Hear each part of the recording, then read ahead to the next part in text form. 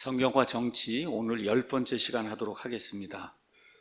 오늘 제목은 정부는 인간의 자유를 보호해야 한다입니다. 정부는 인간의 자유를 보호해야 한다.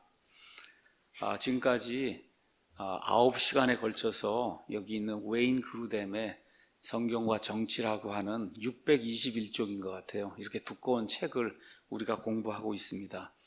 앞부분에 나오는 한 150쪽 그 안에 있는 것이 이 안에 핵심 내용이에요. 그 다음에 나머지 부분은 그 핵심 내용을 잘 이해를 하면 우리가 세상에 나오는 여러 가지 문제를 어떻게 볼는가, 동성애 문제, 낙태 문제 등등 해서 여러 가지 그런 문제가 나오는 거를 150페이지를 공부하고 그 원리들을 적용해 볼 때 어떤 것이 옳은가 그른가, 환경 문제라든지 이런 모든 것들을 그리스도인들이 어떻게 대해야 되는가, 그래서 어느 면에서 실전의 문제예요. 그 뒷부분은. 그러니까 앞부분이 정확하게 이 개념이 정립이 되지 않으면 뒷부분을 이야기할 수가 없어요. 근거가 없기 때문에. 그래서 우리가 지금 웨인 그루뎀의 이 책에 앞에 나와 있는 151쪽 정도 되는 그 부분 공부하고 있습니다. 지난주에는 아주 심히 중대한 그런 그 토픽을 다뤘습니다. 로마서 13장 1절 2절 말씀에 따라 국민들 또 성도들은 정부의 권력자들에게 순종해야 된다 하는 그런 말씀이 그 안에 이제 기록이 되어 있고, 그래서 평상시에 정부에 아무 문제가 없을 때는 이렇게 하는 것이 이제 맞는다. 근데 웨인 그루뎀이 100% 정부 권력에 순종하는 거, 이것은 성경에 맞지 않는다, 그렇게 이야기하면서 구약 성경부터 신약 성경까지 여러 사례들을 언급하면서 정부나 정부 권력에 순종하지 않아도 되는 이와 같은 일들이 성경에 많이 기록이 되어 있다, 이렇게 이제 말씀을 했습니다. 그러면서 어느 경우에 그러냐, 정부나 권력에 순종하는 것이 하나님께 불순종하는 것이 되면 그때는 정부나 권력에 순종하지 않아도 된다. 아주 명문인 것 같아요. 멋있잖아요. 그렇죠. 사람이나 정부나 권력에 순종하는 것이 하나님께 불순종하는 것이 되면 그때는 순종하지 않아도 된다. 성경에 나오는 이와 같은 그 불순종의 사례들이 다 똑같은 원리에 의해서 이루어지고 있다, 이렇게 이제 말씀을 했습니다. 그래서 인간 자유를 억압하고 공산주의, 사회주의, 전체주의, 독재, 폭정에 대항해서 정부를 바꾸는 것은 결코 성경에 위배되지 않는다, 이렇게 하면서 미국 독립전쟁 예를 우리에게 하나하나 이렇게 이야기해 주면서, 그래서 정부 권력에 순종하는 것이 마땅한 일이지만 거기에 순종하는 것이 하나님께 불순종하는 일이 될 때는 그때는 단호하게 불순종하는 것이, 그것이 성경에 맞는 거다, 이제 그렇게 이야기를 해 주었습니다. 자, 오늘은 자유가 뭔가에 대해서 좀 생각을 해보려고 그래요. 그래서 정부는 인간의 자유를 보호해야 된다, 이게 이제 거기 나와 있는 한 챕터입니다. 자, 자유라고 하면 우리는 프리덤이라는 말을 많이 사용하죠. 그렇죠? 프리덤. 근데 성경이 이야기하는 자유, 아니면은 이게 미국 독립헌장이니 패트릭 헨리인가 그랬죠? 그분이 자유가 아니면 죽음을 달라, 이런 게 프리덤이 아니고 리버티예요. 리버티. 그러니까 이게 대단히 중요한 거예요. 그러니까 리버티가 있어요, 프리덤이 생기는 거예요. 리버티는 한마디로 구속되지 않는 자유를 이야기하는 거예요. 어디에 어느 누구에게나 속박되지 않고 구속되지 않는 그런 자유. 그래서 속박이 됐다가 이렇게 풀려나면 저 사람 자유의 몸이 됐다 얘기할 때는 리버티를 써야 되는 거예요. 리버티, 프리덤이 아니고. 그래서 그 리버티, 구속이 되지 않으니까 마음대로 선택하고 마음대로 행할 수 있잖아요. 여기에서 프리덤이 나오는 거예요. 여기서 프리덤. 이제 그래서 제가 지난번에도 한번 설명을 드린 것처럼 여기 인천에 저 구도심에 가면 자유공원이 있습니다. 자유공원은 메가더라고 하는 미국 장군이 인천 상륙작전 이거 통해서 공산치하에 있던 이 인천, 그 이후에 이제 대한민국의 남쪽을 해방을 시킨 거, 이걸 기념하기 위해서 그래서 공원을 하나 조성을 한 거예요. 그래서 이름이 우리는 다 자유공원으로 알고 있어요. 아마 거의 대다수 한국 사람들은 그 프리덤 파크다 이렇게 생각할 거예요. 영어로 번역하라 그러면 아닙니다. 리버티 파크예요. 리버티 파크. 그 다음에 필라델피아 이런 데 가면 자유의 종이 있잖아요. 그것도 많은 분들이 이거 프리덤 무슨 벨인가, 아니에요. 리버티 벨이에요. 그러니까 우리가 생각하는 이 자유라고 하는 게 이게 그냥 단순히 프리덤을 자꾸 생각하는데 프리덤의 원천이 되는 자유가 있다. 그걸 이야기할 때는 리버티예요. 리버티. 그래서 성경에 가서 보시면 리버티라고 하는 단어가 27번 나옵니다. 구약에 9번, 그 다음에 신약에 18번 나와요. 그래서 레위기 25장 10절부터 베드로후서 2장 19절까지 이제 나옵니다. 자, 그래서 리버티, 구속받지 않는 그 자유, 이거는 결국은 뭐냐 하면 개개인이 본인 자신의 최선의 판단에 따라 선택을 할 수 있는 그런 자유를 이야기하는 거예요. 그러니까 결국은 하나님을 믿든지, 그래서 천국에 가든지, 예수 그리스도를 믿지 않고 지옥에 가든지, 이것까지도 하나님께서 본인에게 이성을 줬어요. 생각할 수 있는 능력을 줬어요. 이 성경책을 줬어요. 교육을 다 받게 했어요. 이런 모든 걸 가지고 본인이 판단하는 거예요. 하나님이 계시는지 계시지 않는지. 그렇죠? 일단 계시지 않다고 생각하면 그건 반대로 나가는 거니까. 그렇잖아요. 그래서 이런 모든 것들을 해서 심지어 영원히 하나님과 함께 살든지 아니면 영원히 마귀와 함께 살든지 하는 것까지도 자기의 최선의 이와 같은 판단에 따라서 선택할 수 있도록 그렇게 하나님이 주신 이와 같은 것을 성경은 리버티라고 이제 이야기합니다. 성경은 처음부터 개인의 자유를 강조해요. 그래서 개인의 자유뿐만 아니라 거기에 따른 이 선택의 책임, 이 두 가지를 성경은 처음부터 우리에게 강조해서 이야기합니다. 우리 에덴 동산 이야기를 한번 가서 보겠습니다. 창세기 2장 16절, 17절 가서 보면 이렇게 기록이 돼 있어요. 하나님이 처음에 사람을 만드시고 그리고 선택의 자유를 주시고 선택한 것에 대해 책임을 지도록 하는 그런 내용이 그냥 창세기 시작되면서부터 이제 나옵니다. 주 하나님께서 남자에게 명령하여 이르시되 동산의 모든 나무에서 나는 것은 내가 마음대로 먹어도 된다. 뭐예요? 선택의 자유잖아요. 그렇죠? 선택의 자유를 줬어요. 근데 그 다음에 바로 그 다음 절에 그 선택의 자유에 따른 책임도 하나님이 같이 주십니다. 선악을 알게 하는 나무에서 나는 것은 먹지 말라. 그 나무에서 나는 것을 먹는 날에 내가 반드시 죽는다. 그래서 선택할 수 있는 자유, 그렇죠? 뿐만 아니라 동시에 그 선택으로 인한 책임도 인간이 져야 한다고 하는 것을 사람을 만드시고 하나님이 처음 주신 게 바로 이 선택의 자유와 선택에 따른 책임입니다. 그래서 그 이후부터 모든 인간은 자유를 갖고 태어나는 거예요. 또 동시에 자유를 가지고 선택한 것에 대해서는 본인이 책임을 지는 겁니다. 본인이. 그게 우리 성경이 이야기하는 거예요. 여러분, 이런 거 이야기하는 경전이나 책이 없습니다.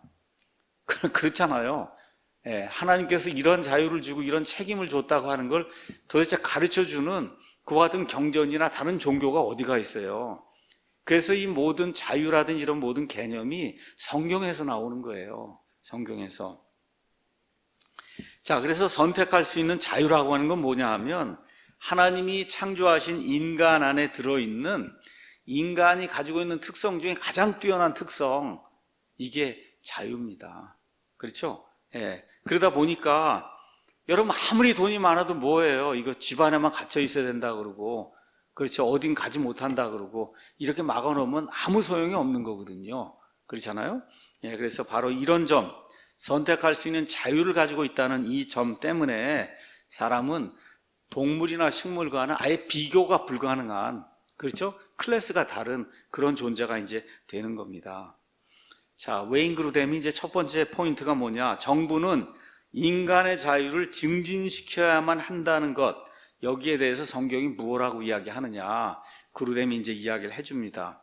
성경을 가서 처음부터 끝까지 한번 읽어보라는 거예요.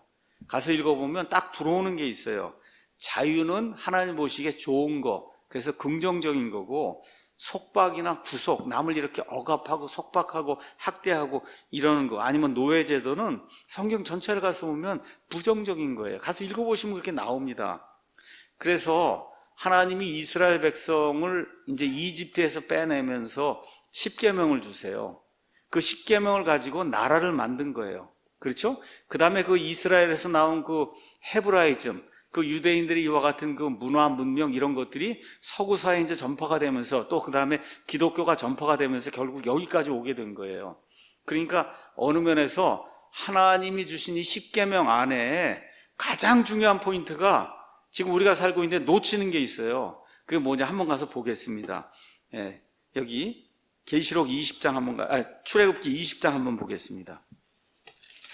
출애굽기 20장 가서 보시면 20장 1절에 하나님께서 이 모든 말씀으로 말씀하여 이르시되 나는 너를 이집트 땅 곧 속박의 집에서 데리고 나온 주 내 하나님이다.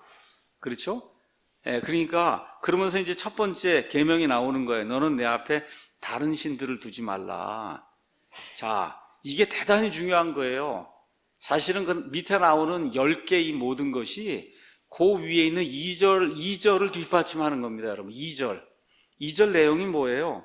속박의 집에서 해방과 자유를 준 하나님이라는 거예요. 그러니까 여호와 하나님이 어떤 분이냐, 그냥 한마디로 이야기하면 여러분 죄와 사망과 하여튼 이런 모든 속박에서 저와 여러분을 구출해 내시는 분이라는 거예요.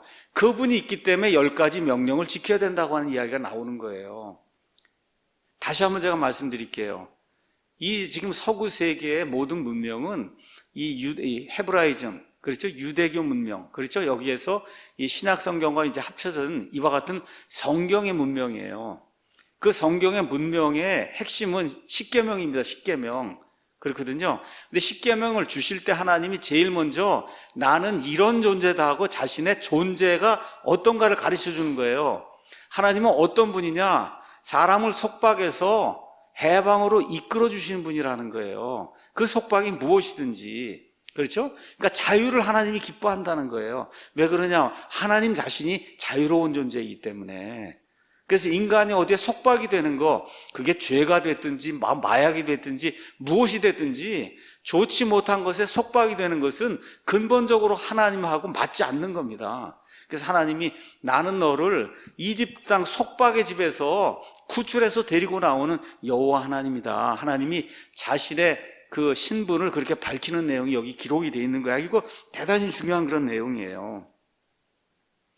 자, 이렇게 하면서 그 이후에 우리가 이스라엘 사람들의 역사를 가서 보면 이렇게 하나님이 속박해서 자유를 줬는데 하나님께 불순종하는 일이 생기면 그럼 어디로 집어넣습니까? 다시 속박으로 집어넣는 거예요.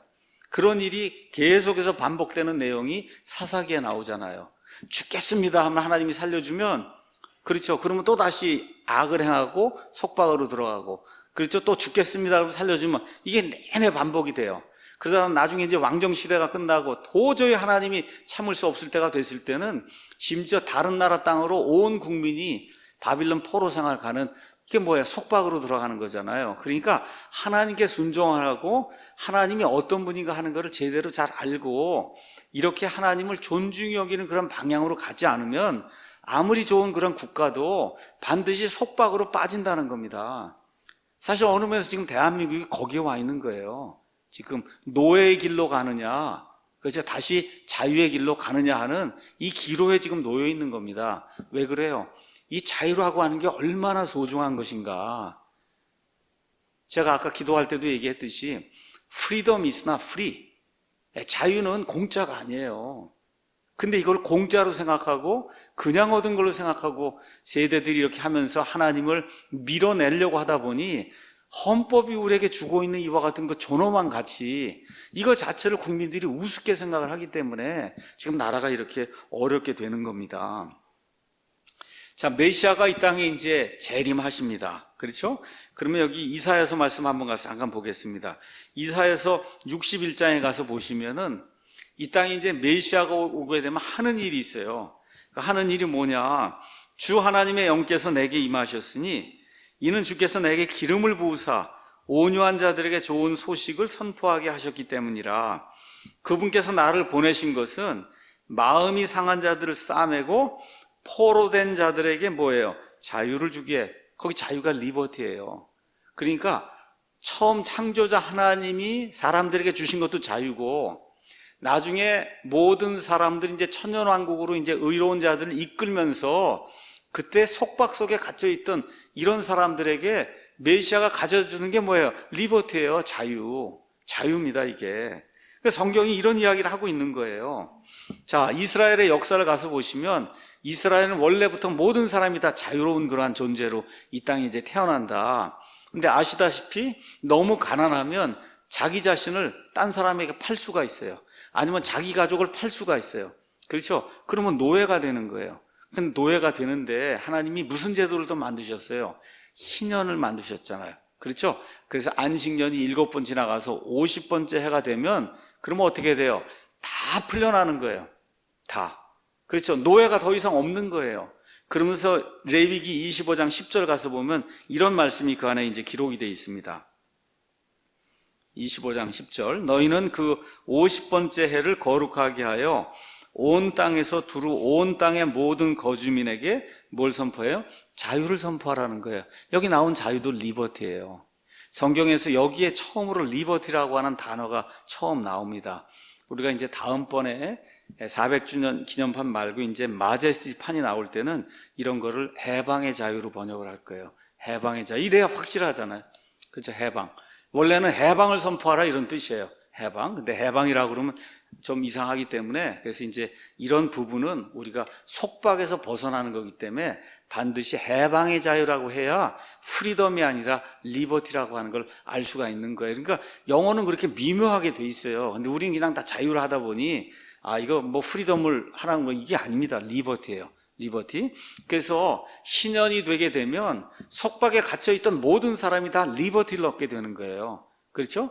그러니까 하나님이 처음부터 사람들에게 자유를 주시고 나중에 메시아가 이 땅에 오시면 메시아 역시 자유를 주시고 그렇죠? 이집트 땅에서 속박에서 구출해내신 분이 바로 그 하나님이신데 그 하나님이 이스라엘 백성 가운데도 50년만 되면 모든 게 다시 원상복귀가 돼서 그래서 노예로 팔려갔던 모든 사람도 자유를 누리도록 하는 참 이게 상상해 볼 수 없는 그와 같은 은혜와 긍휼을 하나님이 베풀어 주는 겁니다. 그러니까 이런 특징들을 우리가 이제 가만히 보면 뭘 알 수 있냐? 인간의 자유라고 하는 건 인간이 하나님의 형상으로 만들어졌잖아요. 그렇죠? 그러니까 인간 안에 하나님의 판박이가 들어있는 거예요. 인간이 하나님의 판박이기 때문에. 그러니까 하나님이 어떤 걸 갖고 있냐? 하나님이 의지가 있어요. will이라고 해요. 하나님이 하시고자 하는 우리가 보통 인격체라고 하면 지정의가 있는 거잖아요. 그렇죠? 지정의가 있는 거예요. 우리 하나님이 지정의가 있어요. 거기 의라고 하는 게 의지, will이거든요. 그러니까 우리가 인간의 자유라고 하는 건 다른 것이 아니에요.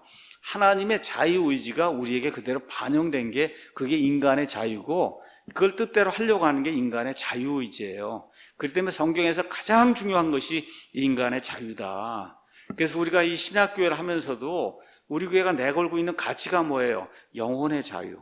그렇죠? 우리가 뭐 킹제임스 성경이 옳다, 이것이 신약교회다 뭐 이렇게 이야기해도 절대 어떤 사람의 자유를 억압을 해서 반드시 이렇게 믿어야 된다 이런 거 주장하지 않잖아요. 그렇죠? 알려는 주지만 취사 선택은 여러분이 하십시오 하는 거예요. 왜 그러냐면 그런 것이 저 안에 확고하게 자리가 잡혀 있기 때문에 그래서 사실은 우리 교회 이제 방문하신 분들이 많이 실족한다고 저 때문에 그래서 왜 그러냐 그랬더니 왜 식사할 때 여러 군데 다 다녀보고 그러고 뭐 편하시면 그냥 우리 교회 오시면 된다. 왜 여기 오려고 그랬는데 왜 딴 교회 가서 다 알아보고 그러라고 그러냐 그런 얘기를 하고 저 가까운 데 있으니까 그 교회 가라 그러고 왜 그러냐고 그것 때문에 실족을 많이 한다. 저는 마음속에 그런 얘기를 들어도 그건 내가 해줘야 될 말이라고 생각이 들어요. 그분이 어디에서 왔으면 거기에 그 근처에 독립교회가 있고 그러면 내가 알려줘야 된다고 난 생각을 하는 거예요. 왜냐? 그 사람의 자유의지. 모르고 여기까지 왔으면 1시간, 2시간 오지 말고 거기도 한번 가보셔라. 저는 그게 맞다고 생각을 하는 거예요, 그게. 근데 상대방은 왜 목사가 그런 얘기를 해서 좀 너무 섭섭하다. 이제 그런 얘기를 하는데 하여튼 제 생각은 그렇습니다. 그러니까 어쨌든 본인이 최선의 어떤 그 정보를 가지고 판단해서 자기 자유의지대로 무언가를 결정하는 그런 일을 하는 게 인간에게 있어서 가장 숭고한 거다. 저는 그런 생각을 하는 거예요. 그게 왜 그러냐면 그게 성경의 하나님이 우리에게 주신 특권이자 우리가 또 그걸 실천해야 될 그런 의무가 우리에게 있다고 저는 그렇게 이제 생각을 하는 겁니다. 이렇게 하다 보니까 성경에 가서 보시면 살고 죽는 이런 문제, 이런 모든 것도 하나님이 얘기하는 거 한번 들어보겠어요. 하나님이 뭐라고 얘기하냐. 저하고 똑같은 얘기를 합니다. 신명기 한번 가서 보겠습니다. 신명기 30장 19절 모세를 통해서 이렇게 이야기해요. 내가 이날 하늘과 땅을 불러 너에게 증거로 삼노라. 내가 생명과 사망과 또 복과 저주를 너희 앞에 두었나니 그러므로 너와 네 씨가 살기 위해 생명을 택하라는 거예요. 하나님이 프로그램을 해갖고 생명을 택하는 뇌를 주는 게 아니고, 그래서 많은 분들이 그렇게 생각을 한단 말이에요. 그냥 프로그램을 해갖고 그냥 생명을 택하도록 천국 가도록 그냥 만들지. 그렇게 만들지 않았습니다. 로봇으로 만들지 않았어요. 여기도 가서 보면 모든 증거와 내가 지금까지 베푼 은혜 이런 걸 생각을 해보고 너와 내 씨가 살기 위해서 생명을 택해라. 그거 뭐야? 자유롭게 택하라는 거예요. 자유롭게 택해라. 그 이후에 이제 이건 모세 이야기고 이제 한 세대가 또 지나서 여호수아 이야기가 나옵니다. 여호수아가 죽기 전에 24장 15절에 이야기하죠. 만일 주를 섬기는 것이 너에게 나쁘게 보이거든 너희 조상들이 강 저편에서 섬기던 신들이든지 혹은 너희가 거하고 있는 땅의 아모리 족속의 신들이든지 너희가 섬길 자를 너희를 위해 이날 택하라. 그러나 나와 내 집으로 말하건대 우리는 주를 섬기겠노라. 저도 이렇게 결심한 거예요. 사실 여러분이든 누구든 무엇을 섬기든 내가 가르쳐 줍니다. 그렇죠? 잘못된 것이 있다 가르쳐 줘요. 그렇지만 강압적으로 데리고 와서 칼 가지고 와서 이거 믿지 않으면 죽인다 그러고 이런 식으로 안 한단 말이에요. 그렇죠? 성경에 그렇게 나와 있는 거예요. 계시록 맨 끝장에 가보면 이렇게 돼 있습니다. 계시록 22장 성경을 마치면서도 이렇게 기록이 돼 있어요. 예수님께서 이제 초청을 하는 거예요. 성령과 신부가 말씀하시기를 오라 하시는도다. 듣는 자도 오라 할 것이요 목마른 자도 올 것이요 또 누구든지 원하는 자는 값없이 생명수를 취하라. 생명수는 마련이 돼 있는데 원하는 자만 취한다는 겁니다. 원하는 자만. 예수님의 구원도 마찬가지고 이 땅에 사는 대다수 문제들이 다 마찬가지예요. 일을 열심히 하는 걸 택하면 그러면 부하게 사는 거고 노는 것을 택하면 그러면 가난하게 사는 거예요. 그러니까 죽고 사는 문제부터 시작해서 인생의 거의 대부분의 문제가 선택의 문제예요. 선택의 문제. 그래서 하나님이 우리 인간에게 정말 이 세상 우주 뭐하고도 바꿀 수 없는 정말 아름다운 걸 주셨다. 그게 선택할 수 있는 그런 자유라는 거예요. 그래서 이 전체적으로 창세기부터 계시록을 가서 다 살펴보면 하나님께서 우리 인간에게 자유를 허락해 주시고 그 다음에 인간의 자유를 존중해 주세요. 어느 정도까지 존중하냐? 지옥을 선택해도 하나님이 뇌를 바꾸지 않습니다. 너 그거 선택했냐? 그럼 그거에 대한 책임은 내가 지면 된다 하고 그 선택한 것까지도 하나님이 존중하세요. 그렇게 존중하시는 거예요. 그래서 이 리버티라고 하는 거, 이 해방의 자유, 구속되지 않는 이런 자유는 사실 인간에게 가장 중요한 거예요. 그렇기 때문에 미국 독립전쟁이 일어날 때 자유가 아니면 죽음을 달라. 그냥 종로로 타고 이렇게 사는 거, 이거 이렇게 뭐 5년이고 100년이고 사는 거, 이것보단 차라리 죽는 게 낫다는 겁니다. 제가 보기에도 이게 참 맞는 말인 것 같아요. 그래서 인간의 자유를 부정하는 정부는 비인간적으로 백성에게 무언가를 강요해야만 된다. 이런 이야기를 이제 웨인 그루뎀이 썼습니다. 자, 그리고 이제 두 번째 토픽이 오늘 제목이에요. 정부는 개개인의 자유를 보호해야 된다. 여기 이 책에서 그루뎀이 우리에게 이야기하는 게 뭐냐? 정부는 질서를 유지하고, 그렇죠? 사람들에게 평안을 주기 위해서 하나님이 인간에게 주신 선물이라는 거예요. 그렇죠? 하나님의 선물이에요, 이 정부라고 하는 게. 그러면 당연히 정부는 하나님이 기뻐하시는 그 인간의 자유, 이 자유를 인간에게 마음껏 허락하는 이 일을 하는 것이 하나님의 뜻이라는 겁니다. 그러니까 정부가 인간의 자유를 제한하기 시작하면, 그러면 전체주의 독재 이런 국가가 되기 시작하면 하나님의 복이 그 나라와 함께 할 수 없다는 거예요. 우리 지난 100년 동안 역사 보세요. 소련, 그렇죠? 중국, 북한, 쿠바, 베네수엘라 등등 해서 지금 우리 눈앞에 그냥 펼쳐져 있는, 멀리 뭐 갈 것도 없어요. 뭐 1000년 전 갈 것도 없어요. 그냥 우리 눈앞에 펼쳐져 있는 100년 정도의 역사를 가서 보시면 인간의 자유를 말살하고, 그렇죠? 자유를 전혀 주지 않는 그런 시스템은 반드시 이 세상에서 가장 비참한 국가가 돼요. 그렇죠? 왜 그러냐? 하나님의 속성에 반대가 되기 때문에 그런 겁니다. 하나님이 원치 않는 그런 일을 하기 때문에 그래요.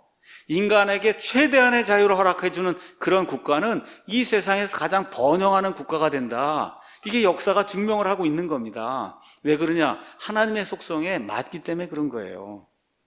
그래서 정부는 모든 백성이 각자가 생각하기에 최선의 방법, 이렇게 생각되는 그 방법으로 자기의 시간과 자기가 가지고 있는 모든 자원을 어떻게 사용할지 스스로 판단하고 그 다음에 스스로 행동에 옮길 수 있도록 도와주는 존재가 되어야 된다는 거예요. 개인의 삶에 간섭해서 너는 이거 해라 저거 해라고 하면 안 되고, 정부가 자유롭게 모든 것, 질서를 유지해 주면서 자유롭게 너가 이 땅에 태어났으니까 너가 가진 시간과 돈과 모든 걸 다 동원해서, 그렇죠?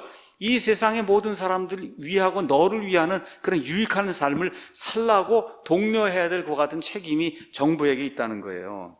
그렇게 되니까 이런 나라에서 어떤 일이 생기냐? 학교, 교육, 직업, 친구를 선택해서 교제하는 거, 믿음 생활하는 거, 자선 활동하는 거, 돈 사용하는 거, 시간 사용하는 거, 휴식 활동하는 거, 음악 활동하는 거, 예술을 즐기는 거, 이런 모든 것에 다 어떤 일이 생겨요? 선택의 자유가 있는 거예요. 마음대로 선택할 수 있는 거예요. 남에게 해코지 하거나 국가를 전복시키려는 그런 악한 일을 하는 것이 아니라는, 뭐든지, 그렇죠, 내가 원하는 것을 할 수 있는 선택의 자유가 그런 나라에 이제 주어지는 거예요. 그래서 정부가 이런 것들을 독려해야 된다는 거죠. 열심히 벌고 이렇게 해서 본인에게도 좋고 남들에게도 좋은 그런 유익하게 만들어주는 그와 같은 일을 하는 사람이 되라고 공교육에서 가르쳐야 된다는 거예요, 정부가. 여러분 이해하시겠죠? 공교육의 목적이 뭐냐? 그런 사람을 만들어내야 된다는 거예요.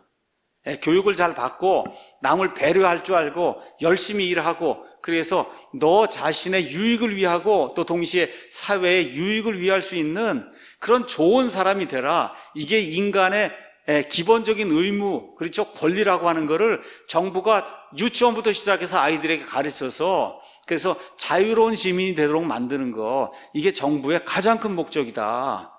그르뎀이 그렇게 이야기하고 있는 겁니다. 그래서 가족을 돌보든지 다른 사람을 돌보는 일도 하고, 그렇죠, 또 주말에는 뭐 아이들 가서 공놀이 하는 것도 도와주고 축구하는 것도 도와주고, 또 교회 무슨 행사도 하고, 또 어떤 사람들은 주말에도 새로운 사업을 구상을 하고 여러 가지 유용한 것들을 추구한다는 거예요. 나는 일주일에 80시간 일하고 싶은데 왜 50일로 제한하냔 말이에요. 있을 수 없는 일이잖아요. 그렇죠?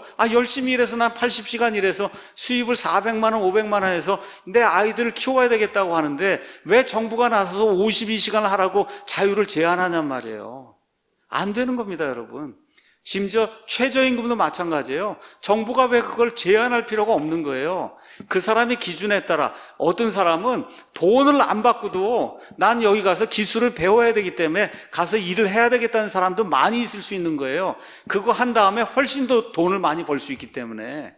그렇죠? 근데 그걸 10,000원이다 해놓으면 쓰질 않잖아요. 아무것도 기술이 없는 사람을. 그러니까 그 사람이 사다리를 자꾸 타고 넘어갈 수 있는 기회가 박탈이 되는 거예요. 그러니까 정부가 자꾸 나서서 무언가를 규제를 하면, 규제하면 할수록 그 나라는 안 되는 방향으로 갈 수밖에 없다는 겁니다. 그래서 정부가 개개인에게 자유를 최대한 주면, 그리고 올바르게 교육을 해서 본인의 유익과 사회의 유익을 위하는 그런 사람이 되라고 그렇게 교육을 하면 시민들은 세상과 다른 사람들을 위해 놀라운 일들을 하는 사람으로 변화가 된다는 거예요. 거기 대표적인 사례가 미국입니다. 미국이라고 뭐 특별한 사람이 간 거 아니거든요. 거기서 보장해 준 게 뭐예요? 자유를 보장해 줬잖아요. 그러니까 발명이 이루어지잖아요. 그렇죠? 사업이 일어나잖아요. 마음껏 일하잖아요. 이런 사회가 지속이 되다 보니까 세계 최강의 그런 나라가 된 겁니다. 그래서 그럼 국민을 위해서 정부가 어떤 자유를 이제 보장을 해야 되냐? 그래서 미국 헌법이 보장하는 자유. 그럼 미국 헌법은 거의 우리나라 헌법하고 거의 똑같습니다. 우리나라 헌법이 그대로 가져왔기 때문에 종교의 자유, 그렇죠? 언론의 자유, 또 뭐가 있어요? 출판의 자유, 집회 결사의 자유, 그 다음에 정부에 청원하는 자유. 미국 같으면 총기 소지 자유, 총기. 제가 지난번에 말씀드렸죠. 미국은 개개인이 심지어 정부도 못 믿어요. 그래서 정부가 개인을 탄압해서 하면은 개인들이 힘을 합쳐서 정부에 대항할 수 있도록 그렇게 만든 거예요. 멋있는 나라예요, 사실.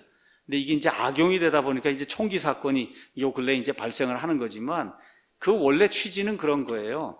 정부가 개개인을 억압하고 폭정을 벌이면 그러면 정부에 대항할 수 있도록 그렇게 만들어준 게 그게 미국 사람들의 헌법입니다. 불법 체포를 당하지 않는, 영장이 없으면 체포할 수 없는 이와 같은 자유.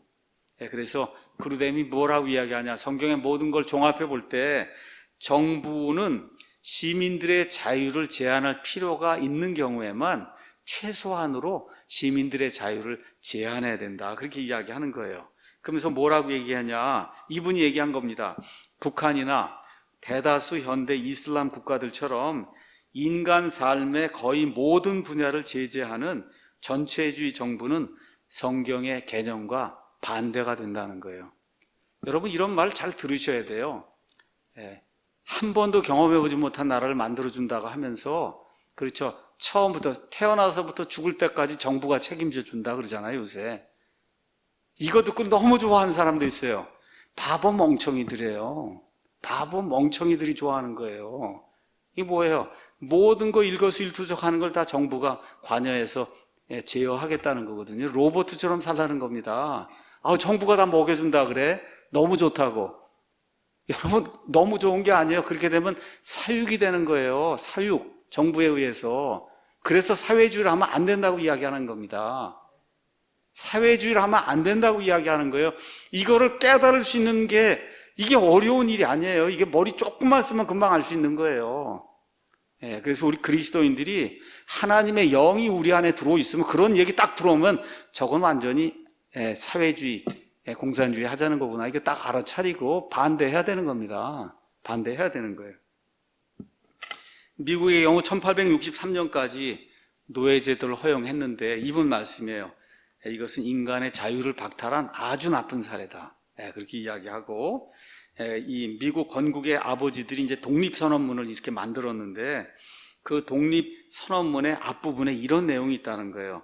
모든 인간은 평등하게 태어났다. 그 다음에 또한 창조자로부터 뗄래야 뗄 수 없는 그와 같은 천부적인 특권을 가지고 태어났다는 거예요. 모든 인간이 다 평등하게 태어나고, 하여튼 우리에게서 뗄래야 뗄 수가 없는, 사람이라면 누구나 누려야 될 이와 같은 천부적인 특권을 가지고 태어났다. 그 특권의 첫 번째가 뭐냐? 생명. 두 번째가 리버티. 세 번째가 행복 추구. 여러분 아시겠어요? 성경을 가서 봤을 때 인간에게 가장 중요한 것이 뭐냐? 생명이라는 거예요. 생명. 그 다음에 두 번째가 뭐냐? 리버티. 자유라는 거예요. 구속받지 않는 거예요. 그 세 번째가 뭐냐? 행복을 추구하는 겁니다. 여러분, 80시간을 일하고도 행복하면 하도록 두면 되는 거예요. 그거 갖고 나무랄 필요가 전혀 없는 겁니다. 내 행복을 내가 추구하겠다는데 왜 국가가 40을 하라 그러고 50을 하라 그러고 이렇게 해서 임금을 다 올려놓고, 그렇죠, 모든 사람 불행하게 왜 그렇게 만드냔 말이에요. 그거 하면 안 되는 겁니다. 있을 수 없는 일이에요. 왜 그러냐? 우리나라가 지금 경제 10대 대국이라고 하는 거, 이게 어떻게 유지가 되는 거예요? LG 삼성이라는 사람이 거기 가서 밤 10시까지 하루에 12시간, 13시간 일하니까, 그래서 지금 유지가 되는 겁니다, 여러분. 그걸 지금 52로 줄여놓으니까 지금 뭐 난리가 나잖아요. 일이 안 된다는 겁니다. 특히 연구하는 거에는 하다 보면 시간 되면 가야 되니까 끝이 나서 안 된다는 거예요. 이게 참 어려운 문제가 있습니다, 지금 우리가 구조적으로. 그러니까 첫 번째 하나님이 우리에게 주신 특권이 뭐냐? 생명입니다. 두 번째가 리버티. 그 다음에 세 번째가 행복 추구. 이거 얼마나 중요해요. 행복은 다 사람마다 다른 거예요. 그걸 천편일률적으로 해서 50일로 줄이면 안 된다는 거예요. 여러분, 행복 추구가 꼭 50일을 해야만 행복 추구다? 그게 말 그대로 전체주의 독재인 거예요, 여러분. 어떤 사람은 80시간을 일해도 행복한 사람이 있어요. 어떤 사람은 30만 일해 행복한 사람이 있습니다. 사람마다 다 다른 거예요. 취사선택할 수 있도록 만들어주는 것이 그게 하나님의 뜻입니다, 여러분. 그래서 정부의 목표는 시민들의 생명과 자유를 지키는 거예요. 그래서 이런 정부들을, 이러한 권리들을 안전하게 확보해 주십시오 하고, 국민들이 사실은 자기들의 자유를 제한하면서 정부에게 그 권력을 이양한 거예요. 우리가 저 정부를 뽑았잖아요. 그 뽑으면서 우리의 자유가 어느 정도 제한이 된 거거든요. 왜 그러냐? 우리의 자유가 다른 사람들의 악용이 되지 않도록 우리의 자유를 지켜주십시오 하는 그런 명목하에 우리의 자유 조금 제한하면서 정부에다 그걸 이양을 해준 거예요. 여러분 이해하시겠죠? 그렇기 때문에 이 정부는 우리 인간의 자유를 최대한 보장하는 그런 정부가 돼야 그 안에 사는 백성이 행복한 백성이 되는 겁니다. 자, 그러면 자유를 얼마나 제한해야 되냐? 이 문제가 이제 나오죠?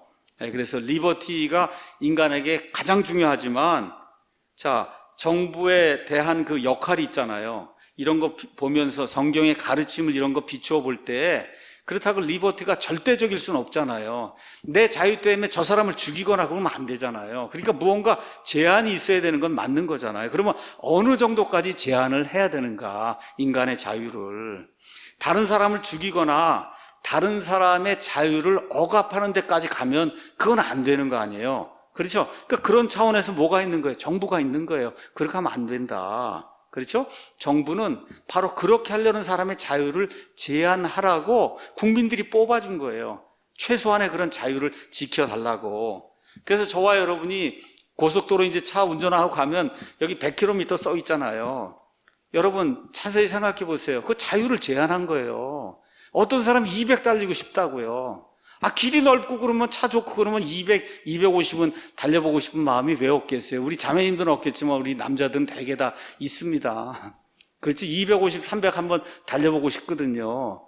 그런데 그렇게 하면 본인도 위험하지만, 그렇죠? 다른 사람을 죽일 수 있잖아. 제가 교통사고를 내서. 그러니까 어떻게 했어요? 내 자유가 제한이 되는 거예요. 여긴 100으로 해라. 그렇죠? 그렇게 제한이 되는 거예요. 생명과 재산을 지키려면 사람들이 그래 100으로 하는 게 필요하지 하고 대다수가 인정을 한 거예요. 이런 정도의 자유는 제한이 돼도 좋겠다. 자, 그래서 정부가 악을 저지하고 선을 도모하기 위해 개개인의 자유를 적정 수준에서 제한하는 거, 이거는 누구나 다 인정하는 거고 문제가 없습니다. 근데 문제가 뭐냐? 많은 정부는 또 정부의 이 최고 권력자가 되면 꼭 필요 이상으로 개개인의 자유를 제한해서 자기가 원하는 쪽으로 끌고 가려고 하는 그런 마음이 있는 거예요. 누구에게나, 어떤 정부에나 그게 있는 거예요. 그러니까 분명히 악을 제거하기 위해서 내 자유가 조금 제한이 돼야 된다. 그거 오케이. 문제 없는 거예요. 아까 얘기한 100km 지켜야 된다. 이건 문제 없는 거예요. 학교 앞에 갈 때 뭐 30km로 가야 된다. 이건 문제 없는 거예요. 그런데 정부가 비대해지면은 중립적인 것도 중립적인 거예요. 이건 악한 것도 이것도 하면 안 된다 그러고 또 어떻게 하느냐? 정부 시책에 반대가 되는 어떤 거 이런 거는 절대 하면 안 된다고 자유를 제한한단 말이에요. 이런 문제가 이제 생기는 거예요. 그래서 정부가 생명을 보호한다고 조치를 취하면 취할수록 개인의 자유는 감소하는 겁니다. 여러분 참 묘한 거예요. 다른 사람이 뭘 좀 해야 되겠다고 하면 할수록 결국은 내 자유가 제한이 되는 거예요. 그래서 토마스 제퍼슨이라고 하는 미국의 아마 3대 대통령인가죠? 이 독립운동했던 분이 아주 유명한 말을 했습니다. The least government is the best government. 이게 무슨 얘기예요? 최소한의 것을 가지고 최소한의 정부가 가장 좋은 정부라는 거예요. 그러니까 최소로 정부를 작게 해서 질서만 유지하고, 그렇죠? 나머지 그 안에 사는 모든 백성이 규칙을 지켜가면서 마음껏 자유롭게 살 수 있는 이런 것을 실현해주는 정부가 이 세상에서 제일 좋은 정부라는 거예요. 그래서 보수주의자들은 처음부터 끝까지 작은 정부를 선호하는 거예요. 우리가 알아서 우리 자유를 가지고 법을 지키면 할 테니까 정부가 자꾸 개입해서 기업에 이거 해라 저거 해라. 지금 우리나라 기업을 할 수가 있습니까? 너무너무 규제가 많아요. 기업을 할 수가 없는 거예요. 이게. 그렇죠? 근데 지금 트럼프 같은 경우 보수가 돼서 하니까 뭐야? 기업이 다 규제를 풀잖아요. 법인세 낮추잖아요. 그러니까 밖에 있는 모든 기업들이 다 들어가잖아요. 지금 한국에 있는 거의 큰 기업들도 지금 뭐 10조, 15조씩 해갖고 지금 미국에다 지금 공장을 짓고 있어요. 한국엔 노조 때문에 할 수가 없고, 또 하나 문제가 뭐예요? 미국에서 생산되는 제품은 미국에서 만들어야만 팔 수 있다 이렇게 법을 만들어 놓으니까 뭐 좋으나 싫으나 미국에 져야 되는 거예요. 여러분, 우리 입장에서는 나쁘지만 미국 국민들에게 얼마나 좋은 거예요. 그게 바로 아메리카 퍼스트예요. 미국 중심으로 하겠다. 그럼 우리도 어떻게 해야 되겠어요? 우리 중심으로 해야 되는 겁니다. 우리 중심으로. 이렇게 하려면 기업의 규제를 풀어줘야 되는 거거든요. 그러니까 우리 보수 쪽에 성경주의를 따르는 그런 쪽에서는 정부를 작게 해야 돼요. 규제를 적게 해야 돼요. 인간에게 자유를 많이 줘야 돼요. 기업에게 자유를 많이 줘야 돼요. 그렇죠? 법을 지키는 수준 안에서만 하면 되니까. 근데 이게 반대로 넘어가서 좌익 쪽으로 넘어가게 되면 그럼 정부가 비대해져. 지금 공무원을 엄청나게 뽑습니다. 여러분 앞으로 20년, 30년 이후에 우리 후손들이 그다 먹여 살려야 돼요. 그거 다 누구에게서 나가요? 국민 조세로 나가는 거예요. 그렇잖아요. 예. 지금 이런 문제가 이제 생기는 거예요. 이렇게 하면서 심지어 요람에서 무덤까지 다 정부가 책임져 준다. 이렇게 되면 결국 이 사회주의, 이쪽 극단적인 사회주의가 되면 국민 수입의 60% 이상을 다 세금으로 내도 그래도 살기 어려운 그런 국가가 되는 거예요. 그러니까 국민들이 정신을 좀 똑바로 이제 차려야 되는 겁니다. 그러면서 이분이 뭐 별거 아니지만 자기가 자기의 자유가 제한이 되는 건 몇 가지를 일상생활에서 이야기했어요. 우리가 한 번도 생각해 보지 않는 거거든요. 한번 이게 미국 사람들의 자유라는 게 이런 거구나 한번 생각을 해보면 좋겠어요. 샌프란시스코 같은 우리나라도 이제 지금 거의 비슷한데 2007년부터 이렇게 이마트나 홈플러스나 이런 데 가면 물건 사잖아요. 미국 사람들 일주일에 한 번 정도 이렇게 장을 보러 가면 그럼 그 카트 그 안에다가 물건을 잔뜩 집어넣으면 백이 한 20개 이렇게 들어간단 말이에요. 이렇게 가져다가 냉장고에 집어넣고 그것도 일주일 열흘 있다 또 가고 이렇게 하는데 글쎄 거기 물건 파는 데서 이제는 플라스틱 백은 사용하면 안 되고 그래서 종이백만 주는 거예요. 종이. 예. 그럼 뭐냐 하면 일단은 백의 자유가 제한이 된 거잖아요. 나는 플라스틱 여러분 비닐백, 비닐백을 나는 하고 싶다, 이거 쓴 다음에 쓰레기도 넣고 모두 하고 쓸 수 있는 그런 용도가 굉장히 많잖아요. 그 다음에 이제 또 하나, 여러분도 뭐 다 경험해 보셨겠지만, 이거 비닐백에다가 물건을 이렇게 담으면 한 번에 5개, 6개도 들고 갈 수 있어요. 그렇지, 근데 종이백으로 하면 그렇게 못 해요. 찢어진단 말이에요. 그러니까 이분이, 그 차에 가서 몇 번을 왔다 갔다 해야 된다는 거예요. 그렇죠. 왜 이런 자유를 제한하냐. 예. 그래서 또 종이백은 가져다 모아두려면 스페이스도 많이 차지하는데 비닐백은 둘둘 말아갖고 다 해서 놓으면 스페이스도 적게 차지하고 그렇죠. 별것 아니다. 환경 보호해야 된다고 해서 지금 따르고 있는데 이렇게 다 제한하는 거라는 거예요. 이게 자유를 제한하는 거다. 그 다음에 이제 본인 이야기를 합니다. 자기가 어렸을 때 이분이 한 70세 정도 됐으니까 어렸을 때 이렇게 밖에 나가면 공원이나 아니면 학교나 이런데 놀이기구들이 굉장히 많았다는 거예요. 좀 위험한 것도 있고 하지만 하여튼 거기 가서 놀고 그러면서 아이들이 모험심도 키우고 남자아이는 남자아이답게 뭐도 하고 이런 일들을 했다는 거예요. 근데 지금 미국 사회가 완전히 이제 이쪽 자유 쪽으로 이렇게 넘어가면서 어떤 일이 생기냐, 엄청난 소송이 발생하는 거예요. 애가 거기서 뭐 놀다가 떨어졌다 그러면 변호사가 즉시 전화를 합니다. 이거 이길 때까지 나 해주고 지면은 돈 안 받겠다. 근데 이기면은 뭐 정부가 뭐 50만 불이 뭐야 5억, 10억씩 다 이렇게 돈을 줘야 되는 거거든요. 그러니까 이런 사람들이 너무 많이 늘어난 거예요. 그러니까 어떻게 해요? 정부가 감당이 안 되니까 다 없애버리는 거예요. 그런 놀이기구들을. 그러니까 아이들이 특히 이런 남자아이들이 가서 어디 놀 데가 없으니까 그냥 비만 걸리고 그런 걸 하면서 뭐 옛날에 무슨 톰소의 모험인 이렇게 하면서 뭐 배에 뗏목을 타고 다니고 뭐 이렇게 하면서 사람이 모험심도 키우고 이게 미국의 정신인데 이런 것 자체를 다 없애버렸다는 거죠. 이런 것이. 자, 그러면서 또 이제 이런 얘기해요. 한번 비행장에 가봐라. 9.11 사태 전에는 그냥 표만 주고 들어가면 끝난 거예요. 예. 근데 9.11 사태 이후에는 들어가서 뭐 하는데 이거 들고 서 있죠. 진짜 어떨 때 가면은 미국 공항은 어떨 때 가면 1시간도 넘게 서 있어요. 1시간. 그거 하는데. 진짜 짜증 많이 나거든요. 이게 도대체 뭔가. 어쩔 수 없죠, 지금. 왜 그러냐 하면 이렇게 수염 기르고 이렇게 터번 쓴 사람만 나타나면 아이고, 그래도 해야지 어떡하겠냐. 이런 생각이 들면서도 이게 자유가 제한이 되는 거예요. 자유가 제한이 되는 건 사실이란 말이에요. 자, 그 다음에 이제 또 이분이 이런 얘기도 합니다. 환경보호 때문에 각종 쓰레기들 가면 뭐 플라스틱 여기 넣고 뭐는 넣고 그러잖아요. 이것도 자유의 제한을 받는 거다. 또 미국 같으면 어떤 쓰레기는 화요일 날 내놓고 무슨 쓰레기는 또 목요일 날 내놓고 이렇게 돼 있으니 아주 귀찮다는 거예요. 사실 환경보호는 좋은데 어쨌든 그걸 반대하는 건 아니다. 그렇지만 이런 모든 것들이 결국 내 자유를 제한한다는 거예요.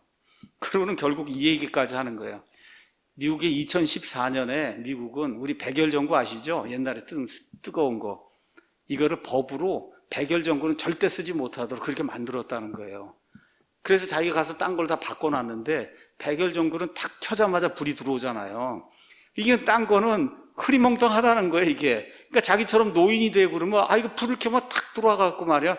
이렇게 해갖고 뭐 거실도 보이고 이렇게 되면 좋은데 이게 좀 버벅대고 시간이 걸리고 이러니까 안 좋다는 거예요. 이거 전구도 내가 마음대로 선택 못하냐 이거죠. 그렇죠? 이게 참 별거 아닌 것 같아도 이런 모든 것들을 생각하는 게 이게 미국 사람의 자유에 대한 그런 개념이다. 마지막으로 이분이 중요한 그런 얘기를 했습니다. 뭘 얘기했냐? 특별히 정부의 세금은 자유를 제한한다는 거예요. 이거 대단히 중요한 겁니다, 여러분. 정부에다 세금을 내잖아요. 왜 세금을 내요? 저와 여러분의 자유를 지켜달라고, 질서를 지켜달라고. 그래서 세금 내는 거잖아요, 저와 여러분이. 맞습니까? 자, 그러면서 이 얘기를 하는 거예요. 내가 $100 세금을 냈다. 그러면 그 $100로 내가 원래 할 수 있는 일이 있었는데 그 자유가 제한이 된 거예요. 그걸 다 뭘 해서 모두 사 먹기도 하고 뭐 할 수 있었는데, 그래서 $100를 세금으로 냈으니까 그 자유가 없어진 거라는 거예요. 그 이야기하고 나서 뭐라고 얘기했냐? $100를 냈는데 하고 싶은 일이 있으니까 어떻게 해요? 또 $100를 벌기 위해서 또 다른 일을 해야 된다는 거예요. 그러니까 세금을 낸다는 게 잘 생각해 보면 내 자유를 지켜달라고 세금을 내는 건데, 그걸 하기 위해서 사실은 내 자유가 많이 제한이 되는 거다. 그러니까 시민들이 그걸 잘 인식을 해야 된다는 거예요. 그러니까 국민이니까 세금을 내는 거 당연하지만 내면 낼수록 내 자유가 점점 제한이 된다는 거, 이거를 국민들이 기억을 해야 된다는 겁니다. 그래서 지금 사회주의 정부가 되면 평균 얼마예요? 50%를 갖다 내야 돼요. 내가 1억을 벌었으면 그럼 일 하나도 안 하는 사람들 위해서 50%가 나가야 되는 거예요. 여러분, 그런 나라에서 그럼 누가 의사를 하려고 그러겠어요? 그런 나라에서 누가 공부 열심히 해서 엔지니어를 하고 누가 박사를 하려고 그러겠어요? 그렇잖아요. 그냥 일 안 하고 그냥 가만히 있어도 돈이 똑같이 나오는데 누가 일을 하려고 그러겠어요? 그러니까 사회주의 국가들이 이 세계에서 제일 못 사는 겁니다. 안 되는 거예요. 그래서 현재 오늘 아침에 좀 뉴스를 들어보니까 이 세상에서 지금 다른 나라로 이민을 가장 많이 가는 나라가 어디인 것 같아요, 여러분? 어느 나라 국민이 우리나라는 도저히 못 살겠다 해서 부자들이 가장 많이 이민을 가는가? 어디일 것 같아요? 어디? 베네수엘라? 베네수엘라는 이미 다 떠났습니다, 부자는. 이미 300만 다 떠나서 없어요. 프랑스. 프랑스가 가장 많이 떠나요. 떠난 이유 중에 하나가 13억인가 그걸 설정해서 소득이 그걸 넘으면은 아주 과중한 부유세를 내도록 그렇게 이제 만들어 놓은 거예요. 이게 해서 말 그대로 완전 사회주의 국가가 되다 보니까 프랑스의 부자들이 이 세상에서 가장 많이 이민을 간다. 그 다음이 중국이에요. 어디로 이민을 가장 많이 가냐? 세금이 가장 없는 나라로 간다는 거예요. 세금이 가장 없는 나라가 어디냐? 바로 그 옆에 있는 벨기에라든지, 프랑스 바로 옆에 있는 벨기에. 그렇죠. 벨기에라든지 아니면 상속세가 전혀 없다고 알려지는 호주라든지 이런 데로 다 짐 싸들고 간다는 거예요. 지금 중국도 마찬가지예요. 지금 이민 러시가 지금 일어나서 부자들은 다 빠져나가려고 그런다는 거예요. 도저히 여기 시진핑이 밑에서 이 통제받으면서 할 수가 없다는 겁니다. 그래서 선택해서 나가는 게 홍콩. 그렇죠? 제일 먼저 홍콩 한 다음에 그걸 기점으로 해서 싱가포르로 가는 게 이 사람들의 가장 큰 소망이라는 거예요. 여러분, 상속세가 우리나라가 전 세계에서 가장 높은 나라들 중에 하나인 거 알고 계세요? 지금 가서 내가 잠깐 살펴보니까 상속세가 50%입니다. 50%. 거기에다가 대기업이 상속을 하려고 하면 30% 페널티를 더 내서 65%를 내야 돼요. 그럼 내가 1,000억짜리 뭐 해갖고 그거를 내 아들에게 넘겨줘야 되겠다 하면 그러면 650억을 내야 되는 거예요. 근데 이미 1,000억 하는 동안에 소득세 내서 다 냈잖아요, 여러분. 그렇잖아요. 다 냈잖아요. 여기 법인세고 해서 다 내고 이게 내 소유가 된 거예요.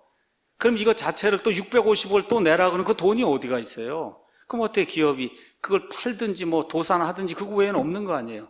그렇잖아요. 이렇게 하다 보니까 많은 기업들이 떠날 수밖에 없다는 거예요. 그러니까 국민들이 정신을 잘 차려야 되는 거예요.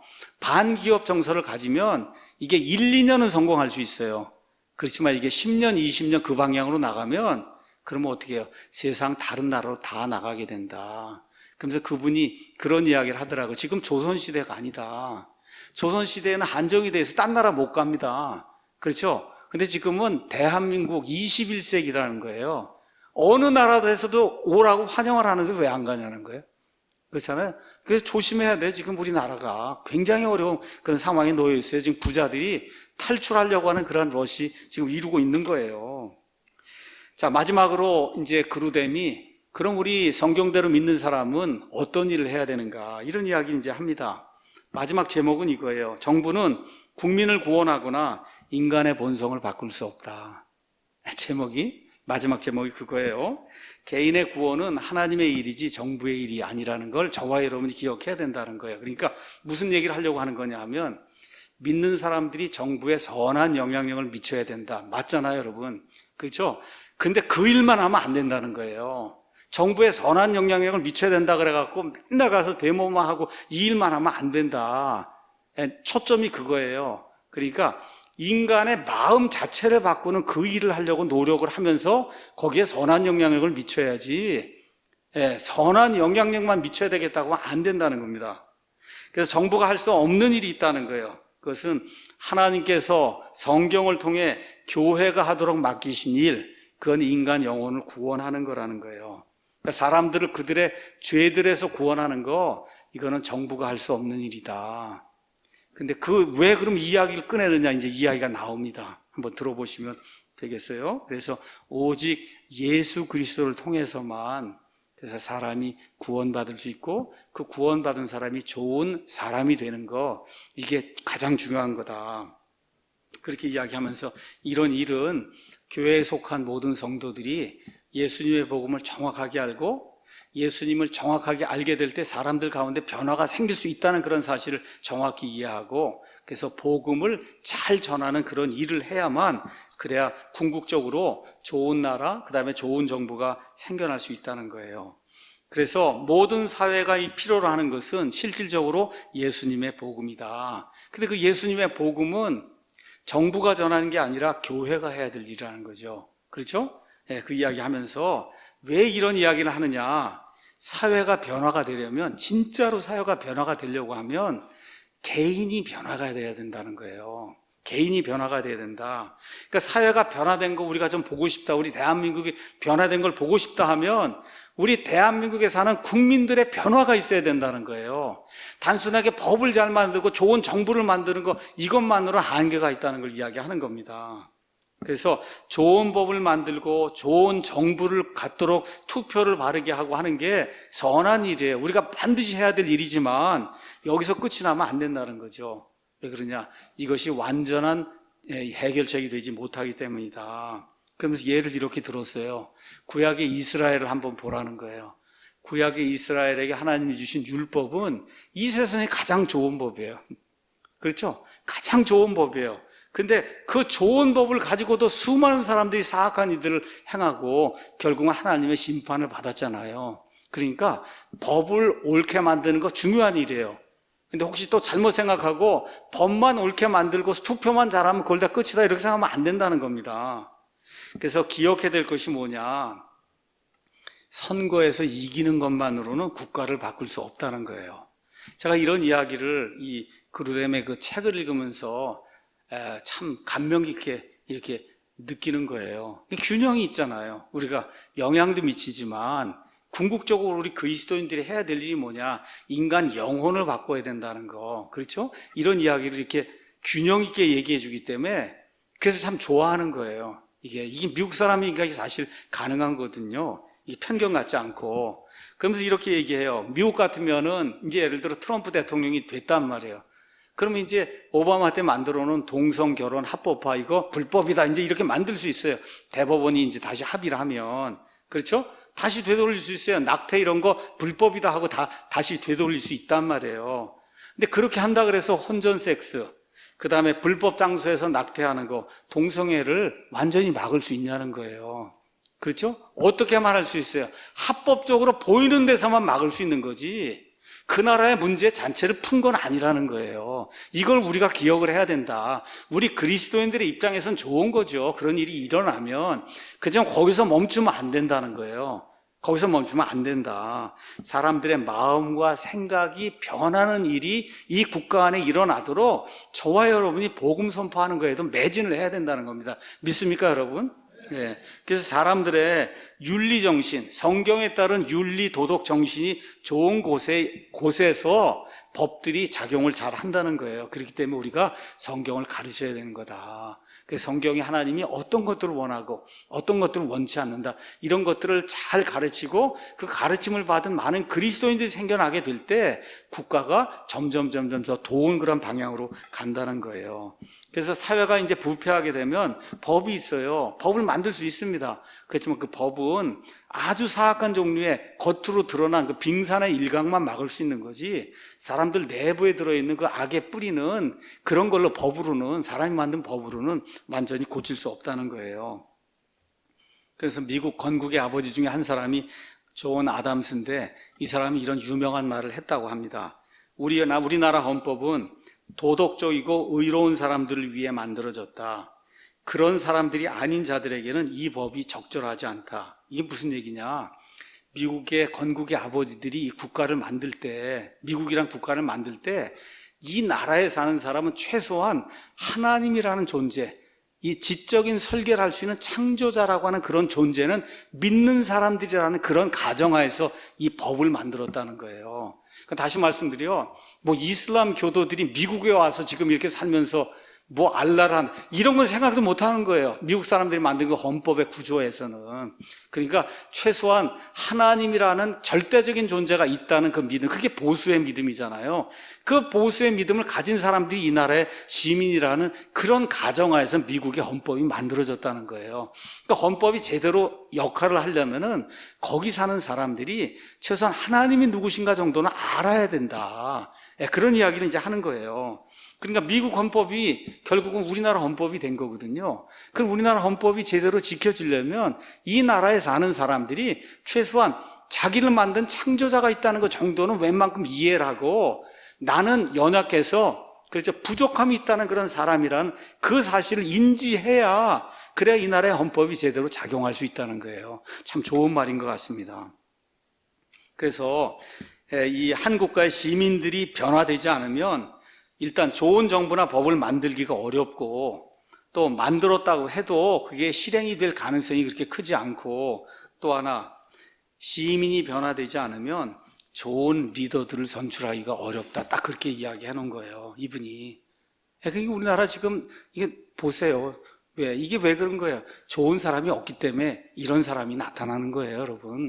저와 여러분이 가슴을 쳐야 될 일입니다. 저와 여러분이, 우리 아이들이.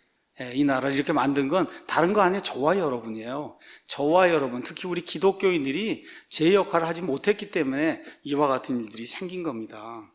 그래서 시민들의 다수가 윤리 도덕 의식이 없으면 그런 가치를 가져야 된다고 주장하는 후보는 뽑힐 수가 없는 거예요.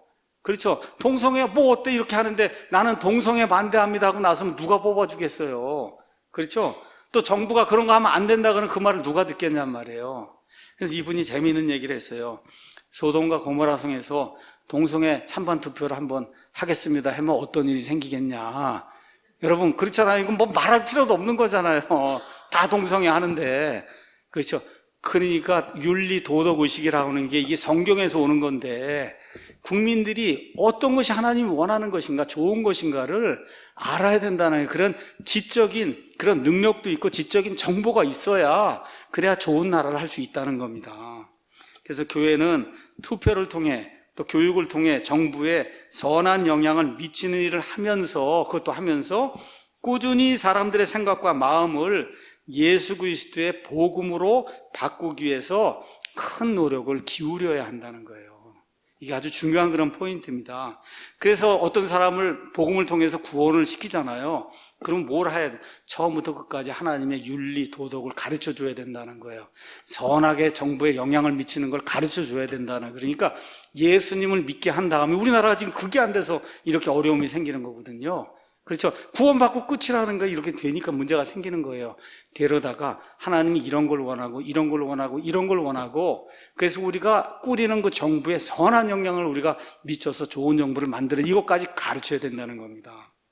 그래서 이 점을 중시하고 잘 가르치고 전도하는 그런 좋은 교회가 되어야 된다 하는 내용이 오늘 강의의 핵심이었습니다. 여기까지 하고 마치겠습니다.